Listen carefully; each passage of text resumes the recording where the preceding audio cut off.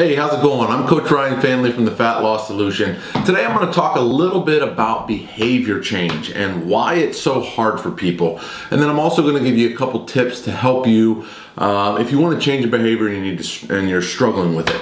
So when we're talking about body fat loss, I guarantee you if I asked you what you need to do to lose body fat, or if you're a coach and you ask your clients what they need to do to lose body fat, you'd be able to give a pretty good answer, right? Even people who have no background in fitness, exercise, any of that stuff, they can probably give you a good general idea of what they need to do to lose body fat. So why don't they do it? If you already know certain things that you shouldn't be eating, certain things that you should be eating, and that you should be exercising more, being more active, then why do you not do it? Well, I think a lot of the reason is because we live in an information age, an information without action age. And that's a critical point. So with the internet, you have information at your fingertips. You can look up anything you want. Google is the most popular search engine around. And so people will sit at their computers and Google stuff all day. How to lose body fat, best foods to eat for fat loss. And they soak up this information, yet they never actually take action and apply it. Behavior change is something that scientists have really tried to study, and it's one of the most difficult things to influence in any intervention. Okay, and this is one reason why there's actually not a ton of great long-term studies on different dieting methods, because the compliance rate from the test subjects is often so low that the researchers can't even get a decent experiment out of it. Behavior change is that much of a problem in a lot of instances. So what are some reasons that people can't change their behavior, even if they want to? One, the proposed behavior change might simply be too difficult for them at that given moment. Okay, I've talked about this a little bit before, but it's best to make small incremental changes than to completely overhaul your plan. So oftentimes people can't stick with their exercise program and they can't stick to their diet because it's too drastic from what they were doing previously. So the solution to this is just take small chunks. Change one thing about your diet, run it for a few weeks, change something else about your diet, make it so that it's not a drastic lifestyle change. The next reason that behavior change is often difficult is because of social pressure. Your fat friends want you to be fat with them, and so when they're out drinking, when they're out eating crap, they want you to eat the same thing.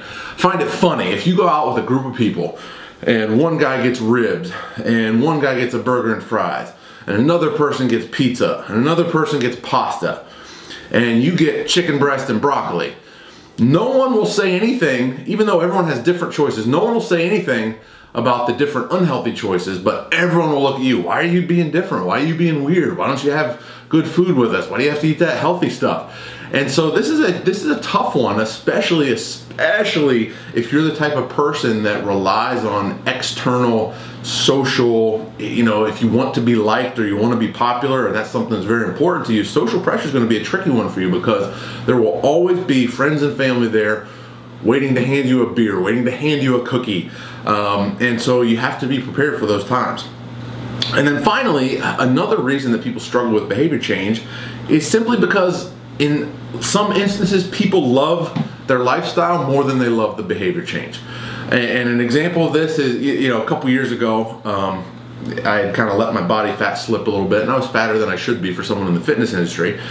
And someone a friend point blank asked me, "You're in the fitness industry, why don't you have a six-pack right now?" And my answer was simple. Well, to be honest, it's because I like my mom's cooking and donuts and pizza better than I like having a six-pack right now. And so whatever your current state is, that's a reflection of what you desire most. So if you're 35% body fat, it's because you value the things in your life that make you 35% body fat more than you value being lean. So people will talk about, it's so hard to resist when a family member bakes cookies, or it's so hard to resist social pressure. All that means is that you love those cookies or that beer more than you want to be in shape, period. And people that are in shape, it's because they value being in shape more than they value beer, cookies, ice cream, etc. So people that talk about it's so hard to change, I can't change. Think of it this way. If you're one of those people that always says, man, it's just so hard, I can't do it, constant social pressure, think of it this way.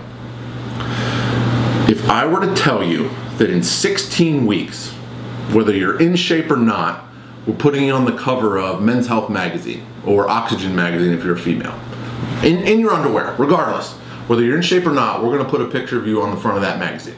I guarantee you that all those little social pressures become null and void, and you'll be able to stick to the program 100% dead on with focus. And that's because there's almost, the motivation is you don't want to look like crap in front of the entire nation on the front of a magazine.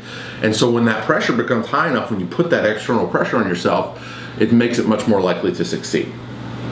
So a lot of times I like to talk about internal motivation and being internally motivated to succeed, but sometimes with behavior change, external motivation actually does the trick. And so I'm going to give you 2 tips that involve external motivation to help you get in shape and to help you create that behavior change. The first one is to book a professional photo shoot. Doesn't have to be in your underwear, but book a fitness photo shoot. And you know what? It doesn't have to be 8 weeks from now. It doesn't have to be 16 weeks from now. If you're really out of shape, you can even make it a year from now, but get it on the calendar. When that date is in the back of your mind and you know you need to be prepared for it and you know you need to look your best, it's going to make it a lot easier to say no to the things that tempt you. Period. Plain and simple. Okay, if you're paying money to have a professional photographer capture your best body, it's going to be a lot easier to push away the beer, push away the cookies, and eat the things that are good for you. It's going to make it a lot harder to skip workouts. Okay, that motivation is going to be there, and that's a helpful tip. I tell a lot of my clients that if they struggle with behavior change, book a photo shoot. The next one involves a little skin in the game, a little money.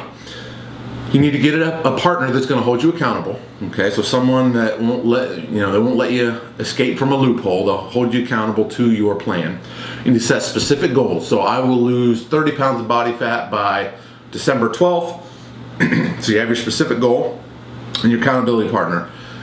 Then you make out a check for $500 and date it on the date of your deadline. So in the example, December 12th, when you're supposed to lose 30 pounds by, $500, and you make the check out to a charity that you can't stand to support. Okay, one example would be if you're a Republican, make the check out to the Democratic Party, and vice versa. That's just a small example. Now, you give this check to your partner, and then when the date comes, there will be an honest assessment of whether or not you reached your goal.